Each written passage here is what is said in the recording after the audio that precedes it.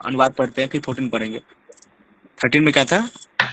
कि जब देहधारी जीवात्मा अपनी प्रकृति को वश में कर लेता है और मन से समस्त कर्मों का परित्याग, तब वो 9 द्वारों वाले नगर भौतिक शरीर में बिना कुछ किए, यहाँ कारण ऐसा बहुत सारे बंदर है इधर, बंदर परेशान कर रहे हैं। ठीक है ब्रो, आगे करो आप। श्लोक नंबर 14 आज खत्म करते हैं 15 तक। हाँ 14, 14 नीचे करो।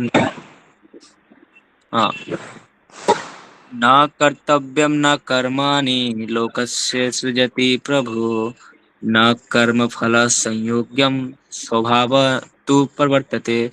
कि शरीर रूपी नगर का स्वामी देहधारी जीवात्मा न तो कर्म का सृजन करता है, न लोगों को कर्म करने के लिए प्रेरित करता है, न ही कर्म फल की रचना करता है। यह सब तो गुणों द्वारा किया जाती है। शरीर रूपी नगर का स्वामी देहधारी जीवात्मा न तो कर्म का सृजन करता है, न लोगों को कर्म करने के लिए प्रेरित करता है, न ही कर्म फल की रचना करता है। वो सब, ये सब तो प्राकृतिक गुणों के द्वारा किया जाता है। क्या खतरनाक श्लोक है, पता है आपको? हमें लगता है हम सब कुछ कर रहे हैं। वो हमने हमने एक श्लोक देखा था कि प्रकृति क्रिया बनाने गुना करवाने से बस अहंकार है विमूढ़ आत्मा कर्ता कर्ता इति मन्यते, कर्ता इति इन मन्यते। ये बोलते हैं ना कि ये सब प्रकृति क्रिया बनानी, कि सब कुछ प्रकृति तक आया जाता है, लेकिन हम अहंकार बस हम क्या सोचते हैं कि हम कर रहे हैं। देखिए श्लोक आ गया, इसमें बोल रहे हैं कि शरीर रूपी नगर का स्वामी, जो शरीर का स्वामी होती है जीवात्मा, न तो कर्म का सृजन कर, जो कर्म करने न कर्म करता है, न लोगों को कर्म करे प्रेरित करता है। तो होता कैसे है? यह सब तो प्रकृति के गुणों द्वारा कहा था। प्रकृति के 3 गुण रजोगुण तमोगुण सत्वगुण के द्वारा हम उसके द्वारा हम कंट्रोलर है, मतलब कंट्रोल्ड है, मतलब कंट्रोल है। वो हमें जैसे नचाते हैं वैसे नचते हैं। हमें लगता है हम कुछ कर रहे हैं, हम कुछ नहीं कर रहे हैं। प्रकृति हमें, हम जिस गुण में रहते हैं उस गुण के थ्रू हम वो सब काम करते हैं। अब देखो तीनों गुण के बारे में वर्णन आती है 13 या 14 चैप्टर में, प्रकृति के 3 गुण। उसमें विस्तार से समझेंगे इसमें। तो इस श्लोक में बहुत बड़े श्लोक बोलते हैं कि आप किस तरह प्रकृति के अंडर में है, क्योंकि हम जिस गुण में रहते हैं ना उस गुण के अनुसार से अपना कर्म करते हैं। तो आप देख सकते हैं कि हम प्रकृति के थ्रू पूरी तरह से कितना कंट्रोल है। कितना क्या हो रहा है इधर, आवाज आ रहा है ना मेरा? इधर शोर ज्यादा। 7वें अध्याय में बताया जाएगा कि परमेश्वर की शक्तियों में से एक किंतु एक है। सॉरी, जैसे 7वें अध्याय में बताया गया है कि जीव तो परमेश्वर की शक्तियों में से एक है, किंतु भगवान की अपरा प्रकृति है जो पदार्थ से भिन्न है। संयोगवश परा प्रकृति या जीव आदि काल से प्रकृति अपरा के संपर्क में रहता है, जिसे नाशवान शरीर या भौतिक आवास को वो प्राप्त करता है। वो अन्य कर्म तथा अन्य फलों के कारण ऐसे वातावरण में रहते हुए मनुष्य अपने आप को अज्ञान व शरीर मानकर शरीर के कर्म फलों का भोग करता है। अंत काल से उपार्जित यह अज्ञान इस शरीर शारीरिक सुख दुख का कारण होती है। यही जीव शरीर के हो जाता है, तभी वह कर बंधन से भी मुक्त हो जाता है। जब तक वो शरीर रूपी नगर में निवास करता है तब तक वो उसका स्वामी प्रतीत होता है, किंतु वास्तव में वह न तो इसका स्वामी होता है, न इसके कर्मों के फलों का नियंता है। वह तो इस भाव सागर में बीच जीवन संघर्ष में रत प्राणी है। सागर की लहरें उसी उछलती रहती है, किंतु उस पर उसका वश नहीं रह चलता। उसके उद्धार का एकमात्र साधन है कि दिव्य कृष्ण समुद्र के बाहर आए। इसी के द्वारा समस्त अशांति से उसकी रक्षा हो सकती है। तो इसमें प्रभुपाद बोलते हैं कि जैसे भगवान की 2 शक्ति है, परा प्रकृति अपरा प्रकृति। परा प्रकृति जो आध्यात्मिक होती है, और अपरा जो भौतिक प्रकृति। और जीव क्या तटस्थ शक्ति होती है। जीव 2 शक्ति होती है, 3 शक्ति होती है, अपरा और ये, और दूसरा होती है तटस्थ शक्ति। तो इसमें कहते हैं हम बीच में रहते हैं। आप जैसे मान लीजिए समुद्र है, तो समुद्र के बीच में, अब ना उस साइड हो ना इस साइड हो, हम बीच में अटके पड़े। तो तटस्थ शक्ति हम जीव कहलाते हैं। है तो अध्यात्म, हम भगवान का अंश ही है। तो इसमें बोलते हैं कि संयोग बस हम प्रकृति का जीव अनादि काल से प्रकृति के संपर्क में रहा है। क्यों? हमने बताया था कि हम जब से प्रकृति को भोग करना चाहते हैं, तो हम प्रकृति को भोग करना चाहते हैं। और प्रकृति सब कुछ क्या करती है? हमें फैसिलिटेट करते हैं। और उसको पाने के लिए हम वो एक तरह से प्रकृति में एकदम एक तरह से इल्यूजन में डालती है। प्रकृति क्या है? इल्यूजन में डालने का काम करती है। माया क्या होती है? इल्यूजन। प्रकृति क्या है? इल्यूजन। आपको सब कुछ दिखाती है, आप उससे परे रहते हो और उसको पाने के लिए इच्छा करते करते करते और दुख सुख भोगते रहते हो। तो ये प्रकृति। तो जही आप शरीर को अपना मानते हो और अपना शरीर शरीर को अपना मानते हो, उसको भोग करने के लिए प्रकृति में जो चीज दिखाते हो उसको भोग करना चाहते हो, जिससे आप इस कर्म में फंसे रहते हो। और ऐसे बताते हैं कि प्रभुपाद यहाँ बोले हैं कि जब तक वह शरीर रूपी नगर में निवास करता है तब तक वो उसका स्वामी प्रतीत होता है। आप शरीर में निवास करो जब तक आपको लगेगा मैं इसका स्वामी मैं ही हूँ, करता करता मैं हूँ। और आगे क्या करते हैं? वास्तव में वह न तो इसका स्वामी होता है और न इसके कर्मों तथा फलों का नियंता है। वह तो भव सागर के बीच जीवन संघर्ष में व्रत प्राणी है। भव सागर में क्या है? फंसे रहते हैं। सागर की लहरें उसे उछालती रहती है, किंतु उन पर उसका कोई बस नहीं रहती। देख सकते हो कि हम किस तरह इस दुनिया में कैसे फंसे रहते हैं। जैसे बताते हैं, जैसे हमारी जो इच्छा होती है, जैसे आप समुद्र की लहरें देखते हो, समुद्र की लहरें कंटिन्यू समुद्र की लहरें आती रहती है, सुनामी। उसी तरह हमारी जो इच्छाएं होती है, एनी टाइम कुछ ना कुछ आती रहती है। एक पूरी करो, दूसरी आ जाती है, एक पूरी करो, दूसरी तीसरी आ जाती है। इस तरह से पूरी समंदर की तरह इच्छाएं हमारे अनवंत आती रहती है और उसको फुलफिल करने के लिए हम दुख सुख भुगते रहते हैं। और प्रकृति हमें दिखाती है, आओ मेरे पास, सब कुछ है मेरे पास। हम जाते हैं, कुछ नहीं मिलता है। एक तो होता है मरीचिका, कि हम जाते हैं रेगिस्तान में, हमें पानी दिखता है लेकिन दिखता है पानी, जाने का पानी होता ही नहीं। तो प्रकृति क्या करती है? प्रकृति में सब कुछ दिखाती है। प्रकृति मतलब कि इल्यूजन, मतलब कि भ्रम में डालने वाली शक्ति, हमें भ्रम में डालती है वो। प्रकृति मतलब जो भ्रम में, जो हमें भ्रम में डालती है, वो हमें दिखाती है। मतलब इतना, मतलब कि जो चकाचौंध का ये दुनिया है, आओ सब कुछ भोग करो, सब कुछ है, आओ कितना मस्त है। और जाके क्या करते हैं? उसमें फंस जाते हैं और उसमें दुख सुख भोगते रहते हैं। तो ऐसे तो समझ सकते हैं कि हम प्राकृतिक गुण के द्वारा ही हम सब कुछ करते हैं। आगे से लोग पढ़ते हैं 15। ऊपर करो प्रो। न आ सही करो। कहाँ गया, कहाँ गया? न आदते कम, अरे कहाँ ले गए? हाँ बस। न आदते कस्यचित् पापम, न च एव सुकृतं विभु, अज्ञानेन आवृतम् अज्ञानम तेन मुहन्ति जन। कि परमेश्वर न पापे देहधारी जीव उस अज्ञान के कारण मोहग्रस्त रहते हैं, जो उनके वास्तविक ज्ञान को आच्छादित किए जाता है। क्या बोले? परमेश्वर न तो किसी के पापों का ग्रहण करता है, न पुण्य को। अब लगता है कि यार ये जो भी कुछ हो रहा है भगवान करवा रहे हैं, ये सब कुछ भगवान के कारण ही हो रहा है। ये जो मुझे दुख मिल रहा है भगवान का नहीं, भगवान का कारण दिया हो मुझे, ये मैं जो चाह रहा था वो नहीं हुआ, ये सबके पीछे भगवान के कारण नहीं, भगवान। तो हम सब कुछ हम भगवान को दो देते हैं। भगवान क्या बोलते हैं? परमेश्वर न तो किसी को पापों का ग्रहण करते, भगवान किसी से कोई लेना देना नहीं होते। भगवान सारे देहधारी जीव उस अज्ञान के कारण मोह करते, कि अज्ञान में रहते जीवधारी से जो भी होते हैं, सारे देहधारी सब अज्ञान में रहते हैं, जो उनके वास्तविक ज्ञान को शायद कर के आते हैं। अज्ञान में रहेंगे तो फिर ज्ञान कहाँ रहेगा? अज्ञान में रहते हैं, खुद तो भोग करता है, कुछ भी गलती हो गया तो भगवान को दोष देते हैं, भगवान जो हुआ तेरे कारण हुआ। भगवान ने क्या लेना देना भी? तो इसका पर्पट पढ़ते हैं। तो एक बार पर्पट स्पीडली पढ़ लो आप, हाली जवान को स्पीड स्पीड और पूरा पढ़ो।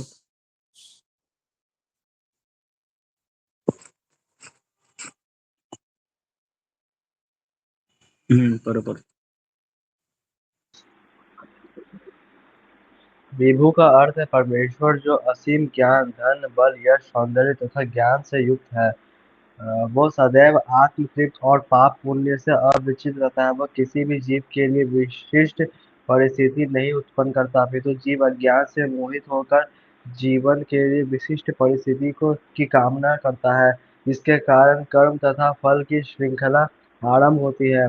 जीव परा प्रकृति के कारण ज्ञान से पूर्ण है, तो भी वह अपनी सीमित शक्ति से कारण अज्ञान के वशीभूत हो जाता है। भगवान सर्वशक्तिमान है किंतु जीव नहीं। भगवान विभु अर्थात सर्वज्ञ है किंतु जीव अनु है। जीव आत्मा में इच्छा करने की शक्ति है, किंतु ऐसी इच्छा की पूर्ति सर्वशक्तिमान भगवान द्वारा ही की जाती है। अतः जब जीव अपनी इच्छाओं से मोहग्रस्त हो जाता है तो भगवान उसे अपनी इच्छा पूर्ति करने देते हैं, किंतु किसी परिस्थिति विशेष में इच्छित कर्मों तथा फलों के लिए उत्तरदायी नहीं होते। अतः मोहग्रस्त होने से देहधारी जीव अपने को परिस्थिति जन्य शरीर मान लेता है और जीवन के क्षणिक दुख तथा सुख को भोगता है। भगवान परमात्मा रूप में जीव के चिरसंगी रहते हैं, फलतः वे प्रत्येक जीव की इच्छाओं को उसी तरह समझते हैं जिस तरह फूल के निकट रहने वाला फूल की सुगंध को। इच्छा जीव को बंद करने के लिए सूक्ष्म बंधन है। भगवान मनुष्य की योग्यता के अनुसार उसकी इच्छा का पूरा करते हैं। आपन सोची होत नहीं प्रभु, सोची तत्काल आधा। व्यक्ति अपनी इच्छाओं को पूरा करने में सर्वशक्तिमान नहीं होता, किंतु भगवान इच्छाओं की पूर्ति कर सकते हैं। वे निष्पक्ष होने के कारण स्वतंत्र अनुजीवों की इच्छाओं में व्यवधान नहीं डालते, किंतु जब कोई कृष्ण की इच्छा करता है तो भगवान उसकी विशेष चिंता करते हैं और उसे इस प्रकार प्रोत्साहित करते हैं कि भगवान को प्राप्त करने की उसकी इच्छा पूरी हो और वो सदैव सुखी रहे। सदैव वैदिक मंत्र पुकार कर सदैव अतएव वैदिक मंत्र पुकार कर कहते हैं, एष उ हैव साधु कर्म कारयति तम यमेभ्यो लोकेभ्यो उन्निष्यते। एषु एव साधु कर्म कारयति यमधो निनिष्यते। भगवान जीव को शुभ कर्मों में इसलिए प्रवृत्त करते हैं जिससे वो ऊपर उठे। भगवान उसे अशुभ कर्मों में इसलिए प्रवृत्त करते हैं जिससे वो नरक जाए। अज्ञो जंतुरानिशो अयोमात्मनः सुखदुःखायो ईश्वर प्रेरितो गच्छेत स्वर्गं वाष्वभ्रमेव च। जीव अपने सुख दुख में पूर्णतः आश्रित है। परमेश्वर की इच्छा से वो स्वर्ग या नरक जाता है, जिस तरह वायु के द्वारा प्रेरित बादल। अगर ले जाने जीव कृष्ण भावना अमृत की उपेक्षा करने की अपनी अनादि प्रवृत्ति के कारण अपने लिए मोह उत्पन्न करता है, फलस्वरूप स्वभाव सच्चिदानंद स्वरूप होते हुए भी वह अपने अस्तित्व की लघुता के कारण भगवान के प्रति सेवा करने की अपनी स्वाभाविक स्थिति भूल जाता है और इस तरह वो अविद्या द्वारा बंदी बना लिया जाता है। अज्ञान व जीव ये कहता है कि उसके भव बंधन के लिए भगवान उत्तरदायी है। इसकी पुष्टि वेदांत सूत्र 2.1.34 भी कहते हैं, वैषम्येन घृणेय न सापेक्षत्वात् तथा हि दर्शति। भगवान ना तो किसी के प्रति घृणा करते हैं ना किसी को चाहते हैं, जबकि ऊपर से ऐसा प्रतीत होता है।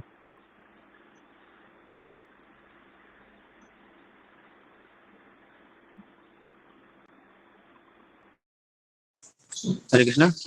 निकालो तो निकालो। तो हमने देखा यहाँ पर कि भगवान अपने पुण्य पाप में हकदार नहीं होते हैं। पुण्य पाप दुख सुख अपने अनुसार ही हम भुगते हैं। कि भगवान के बोलते भगवान परमेश्वर के भगवान के डिफिनेशन बताया गया यहाँ पर कि जिसका 6 ऑपुलेंस हो वो भगवान होते हैं। देखिए एक और यहाँ पॉइंट बताया गया है कि जीव अज्ञान से मोहित होकर जीवन की विशिष्ट परिस्थितियों की कामना करता है और जिसके कारण कर्म तथा फल का श्रृंखला आरंभ होती है। समझ लो कि जीव अज्ञान से मोहित होकर जीवन के लिए विशिष्ट परिस्थितियों की कामना करता है।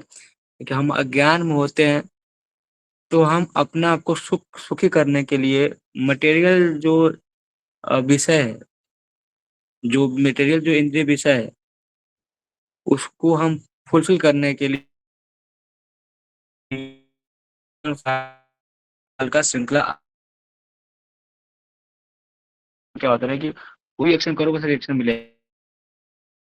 एक्शन का एक्शन हो गया तो रिएक्शन क्या कर्म फल में बंध गया। वो कर्म तथा फल का श्रृंखला आरंभ हो गया। एक बच्चा जैसे माँ के पेट से बाहर निकलता है तो समझ लो कि उसका मतलब कि कर्म एक्शन मतलब कर्म करना स्टार्ट हो गया। आगे जाएगा कुछ ना कुछ कर्म करेगा तो उसका फिर से फल और श्रृंखला स्टार्ट होगी। कर्म और फल का श्रृंखला स्टार्ट हो जाती है। इसलिए तो मतलब आप देखोगे जब हम सनत कुमार हुए 4 भाई सनत कुमार वो कहीं बड़े हुए ही नहीं। क्यों? क्या बोले कि मैं बड़े होऊंगा फिर मैं माया में फंस जाऊंगा, फिर माया में फंस के क्या करूंगा, पता ना आपकी भक्ति कर पाऊंगा कि नहीं कर पाऊंगा। इसीलिए बच्चा ही रहूंगा। बच्चे में क्या होता है ना कि उसका माया अटैक नहीं करती है। बच्चे में उतना चेतना उतना मतलब होती है ना कि भोग करने की बढ़ती ऐसा चाहे कोई होते है कि चाहे उनको देखने के लिए भी बच्चे को देखो कौन अट्रैक्ट होगा? छोटा बच्चा है तो काम कामुकता तो आएगा नहीं। तो इस तरह से हम जन्म से ही हम जैसे तो बड़े होते हैं उसके बाद क्या करते हैं हम कर्म बंधन में जाते हैं अपने मटेरियल जो उपलब्ध होते हैं उसको भोगने के लिए हम वापस कर्म बंधन में फंस जाते हैं। जिसके कारण हमारा दुख सुख का स्टार्ट होती है। यहाँ पर एक और चीज़ बहुत बड़ी बताया गया है कि भगवान मनुष्य की योग्यता के अनुसार उसकी इच्छा को पूरा करते हैं। ऐसा मतलब ये जो लाइनिंग है वो अंडरलाइन करो कि भगवान मनुष्य की योग्यता के अनुसार उसकी इच्छा को पूरा करते हैं।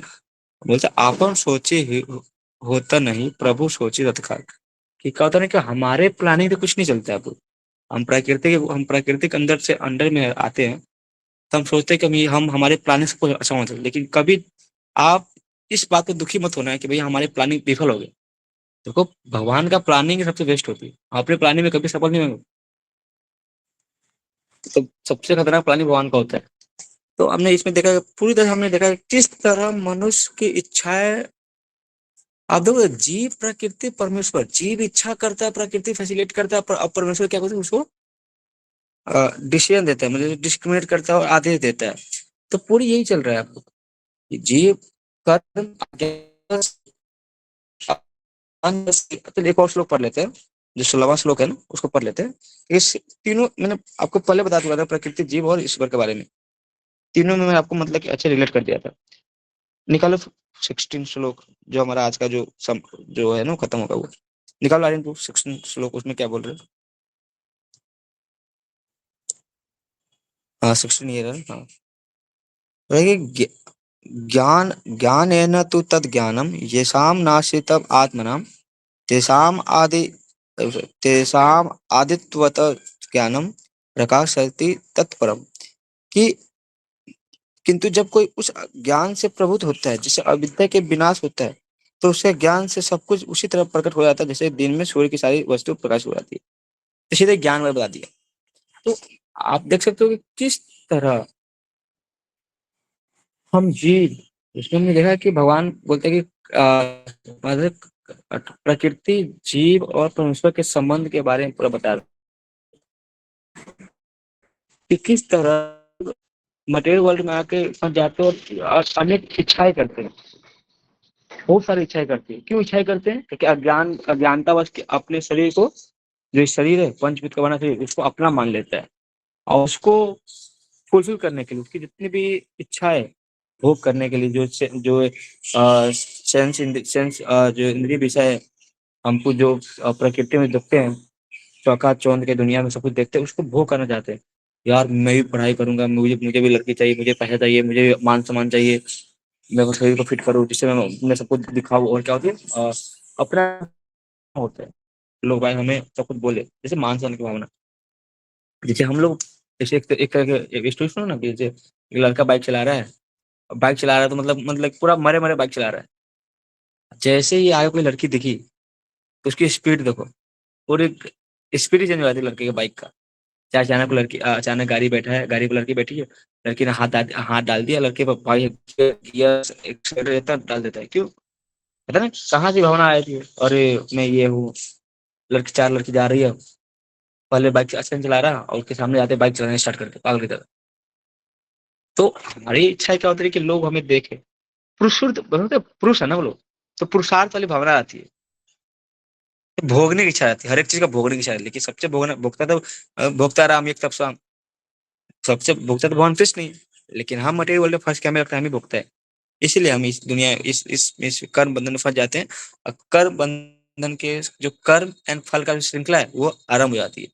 कर्म करते हैं, फिर उसका फल भोगने के लिए वापस नेक्स्ट लाइफ मिलता है। इसी तरह भोगते होते पूरी लाइफ पार कर। तो उसी तरह जो लास्ट श्लोक बोला गया है कि उसी तरह अगर ईश्वर, प्रकृति और जीव, अगर जीव डायरेक्ट ईश्वर को देखेगा तो ये प्रकृति को भोगना छोड़ देगा। और जैसे ही जीव ईश्वर को देखेगा उसके बाद क्या होगा, वो सुखी हो जाएगा और ज्ञान आने के बाद वो सीधे भगवान परमेश्वर को प्राप्त करेगा या भक्ति करेगा, भगवान जाएगा, इस तरह से नॉलेज आना चाहिए। तो बहुत बढ़िया मैंने आपको ईश्वर जीव है, परमात्मा है और प्रकृति है। जीव जब प्रकृति को देखता है तो उसको भोग करने की बहुत इच्छाएं करती है। इच्छा को भगवान क्या देखते हैं, मैंने उसमें बोला कि भगवान मनुष्य की योग्यता के अनुसार से उसकी इच्छा पूर्ण करते हैं। तो भगवान देखते हैं कि क्या परमेश्वर परमेश्वर मतलब परमात्मा, ये जीव, परमात्मा और प्रकृति। तो जीव जब इच्छा करती है तो परमात्मा बोलती है कि देखो उसका टाइम और क्या है, कर्म सही है क्या, मतलब एक तरह से योग्यता सही है क्या, ये टाइम पर जो ये टाइम है, टाइम और जो इसका योग्यता सही है, तब वो उस टाइम सही रहता है। तो भगवान उसको क्या करते हैं, परमात्मा का काम क्या होती है, परमात्मा का काम होती है डिसीजन देने का, डिसीजन मेकर होते हैं। तो मतलब ठीक है दे दो, तो प्रकृति क्या करते हैं, उसको फैसिलिटेट करते हैं। और जीव को लगता है कि मैंने जो इच्छा किया फुलफिल हुआ। तो इस तरह से प्रकृति के थ्रू हमें सब कुछ मिलता है, कभी का नहीं मिलता है, कभी का सुख मिलता है, कभी का दुख मिलता है, तो हम वापस भगवान पर दोष देते हैं। फिर हमने पहले श्लोक में पढ़े थे स्टार्टिंग में कि भगवान कभी भी आपकी इच्छा पर हस्तक्षेप नहीं करते हैं। भगवान क्या करते हैं, आपको लॉ ऑफ कर्म बनाया, लॉ ऑफ कर्म प्रकृति बनाया, प्रकृति के अनुसार जैसा करोगे वैसा भोगोगे, इसमें भगवान को कोई हाथ नहीं है। लेकिन जैसे ही अगर आप भक्त बनोगे, बनोगे वैसे ही वो बोलते हैं कि मेरे लिए कोई कर्म करना है, देखिए मुझे जो समझ गया ना, वो भी कर्म बंधन से नहीं फंसता है। इस तरह से मैं देखा था। तो हमें चाहिए कि नॉलेज, अगर हम जैसे एक अज्ञानता से ज्ञान में आएंगे तभी हम समझ पाएंगे कि हाँ हमारा और भगवान क्या है। हम अज्ञानता बस इस शरीर को भोगना चाहेंगे, दूसरे को भोगेंगे, हर एक चीज भोगना चाहेंगे। ये सब कुछ मेरे मेरे मेरे अनुसार होना चाहिए। सब कुछ होता है ना कि सब कुछ मेरे कंट्रोल में होना चाहिए, सब कुछ मुझे मतलब चाहिए होता है। एक स्टोरी है ना, गौर गोपाल को बताते हैं ना, एक बार एक बच्चा होता है, बोलते हैं मम्मा आई लव यू, मम्मी बोलता है आई लव यू बेटा। फिर बच्चा सर को फिर बच्चा बोलता है मम्मा आई लव यू, तो बोलते हैं ठीक है कितना पैसा पैसा चाहिए, पैसे देते हैं। फिर बच्चा बाइक, फिर बच्चा बोलता है मम्मा I love you, कौन है, किससे शादी करूं, कौन लड़की कौन शादी करा दूंगा। फिर शादी करने का फिर 40 साल का होता है तो फिर बोलता है मम्मा आई लव यू। तो माँ बोलती है ना कि मैंने बोला था शादी मत करना। तो इस तरह से अपनी इच्छा पूर्ण पूर्ण करने के सबको तो इस तरह गोपाल को मस्त सोच सुनाते थे कि एक बच्चा किस तरह, कि हम सब चाहते हैं कि अपनी इच्छा पूर्ण हो बस, दुनिया के क्या हो पता नहीं। हम सब चाहते हैं, भोगना भोगना चाहते हैं, हर एक चीज भोगना चाहते हैं। तो ये हमारा जो प्रकृति पुरुष क्या था प्रभु, जीव था ना, जो संबंध हमारा खत्म हुआ 13 से 16 श्लोक में, 3 श्लोक था, 3 4 श्लोक था। तो हम आगे का जो श्लोक है, आगे का जो हमारा जो टॉपिक है फोर्थ पार्ट, जिसमें क्या है हमारा पुरुष पूछेगा, फोर्थ पार्ट में क्या पढ़ना है हमें, चेतना की परमात्मा में लगाकर मुक्ति, किस तरह हम अपने कॉन्शियसनेस को मटेरियल, जो मटेरियल जो चीजें उसमें न लगाकर स्पिरिचुअलिटी भगवान में लगाकर किस तरह अपनी कॉन्शियसनेस को हायर करके किस तरह हम भगवान को पा सकते हैं और भगवान जा सकते हैं। कि सबसे जरूरी क्या है, हम ज्ञान में रहेंगे तो अज्ञान में कितना होगा, चेतना उतना डल होते रहेगा। इसलिए तो प्रभात बोले कि 4 नियम फॉलो करने के लिए, हम 4 नियम नहीं फॉलो करते तो हमारा अज्ञानता के कारण हमारा पूरा विवेक बुद्धि सब खत्म हो जाती है। जिस कारण हम पूरी होते पशु जैसा जीते हैं। इसीलिए बोलते हैं कि आपको 4 नियम फॉलो करोगे तो आप पशु से ऊपर उठ जाओगे। अब बोले ना कि गोपाल बोलते हैं कि पहले ह्यूमन ह्यूमन बींग्स बनो, सब जानवर जैसे जी रहो। तो पहले ह्यूमन बनो, तो ह्यूमन बनने का 4 नियम फॉलो करो, तभी आपकी कॉन्सेंट्रेशन हाई होगी, तभी आपको सोच सकते हो क्या गलती क्या सही है। ठीक है ब्रो, आज के रहने देते हैं। और आप लोग आओ, वेदांत देवांश प्रो 25 को रेडी यस हो जाओ सब। प्रभु, यस प्रभु जी, ठीक है, हरे कृष्णा। यस प्रभु, हरे कृष्ण। प्रभु की तैयार रूप की जय, प्रभुपाद की जय, जय निताय गौर नंदे। हरि हरे कृष्ण प्रभु जी। बोल।